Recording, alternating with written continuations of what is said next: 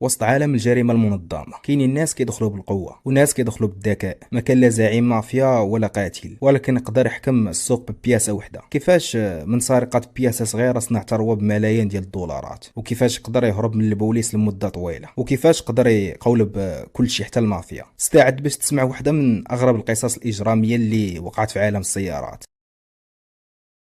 قصتنا بدات في التسعينات. كانت نيويورك كتعاني من العصابات والمنظمات الإجرامية اللي كانت خدمتهم متخصصة في سرقة السيارات. تخيل معايا غير في عام واحد تسرق أكثر من 150 ألف طوموبيل. كانت بزاف ديال الطرق ديال السرقة. في بعض الأحيان كانت كتسرق طوموبيل كاملة، وبعض المرات كان كيتسرق غير هذاك البياس الغالي منها. ولكن كانت واحد البياسة اللي كل شيء كان غافل عليها وعلى القيمة ديالها. هنا فين بان ماوريتسيو بيركان، السيد اللي اكتشف القيمة ديال هذه البياسة. ماوريتسيو من اصول ايطاليه، كان هو والعائله ديالو من المهاجرين الايطاليين اللي هاجروا لامريكا. كانوا كيقلبوا على حياه حسن. كيف ما كنعرفوا غالبا ما كترتبط اسماء المهاجرين الايطاليين في امريكا باشهر عصابات المافيا والجريمه المنظمه. ماوريتسيو من صغره هو وسط المافيا. كانت عائلته فقيره وما عندهم باش يعاونوه. كان خصو يعول على راسو ويبني راسو من الزيرو. بدا في السرقه والنصب. كان كيبيع داكشي اللي كيسرق للتجار اللي فوق منه، وفي نفس الوقت كان مراقب الاوضاع، كيجمع في المعلومات. كان عارف اشنو اللي كيتمشى واشنو اللي كان فيه الربح اكثر. حتى انه بدا كيتصاحب مع التجار والناس اللي كيشروا السلعه باش يتعلم اكثر على هذا المجال. بان ليه ما كاين ما احسن من التجاره في البياس ديال الطوموبيلات. كان كيشوف باللي كاين الربح مزيان في البياس، حتى انه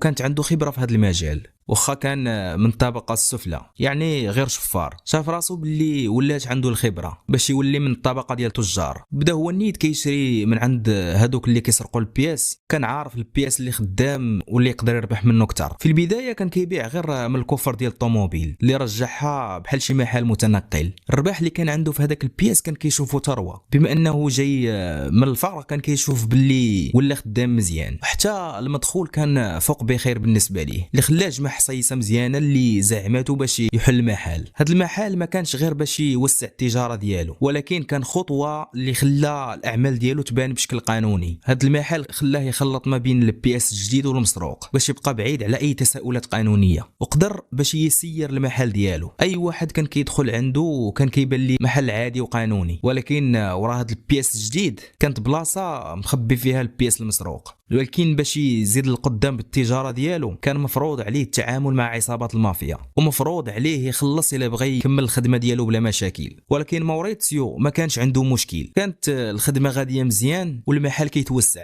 حتى انه فهم السياسه اللي خدامه بها المافيا. باش يحافظ على الاعمال ديالو وتمشي مزيان كان خصو يحافظ على العلاقه ديالو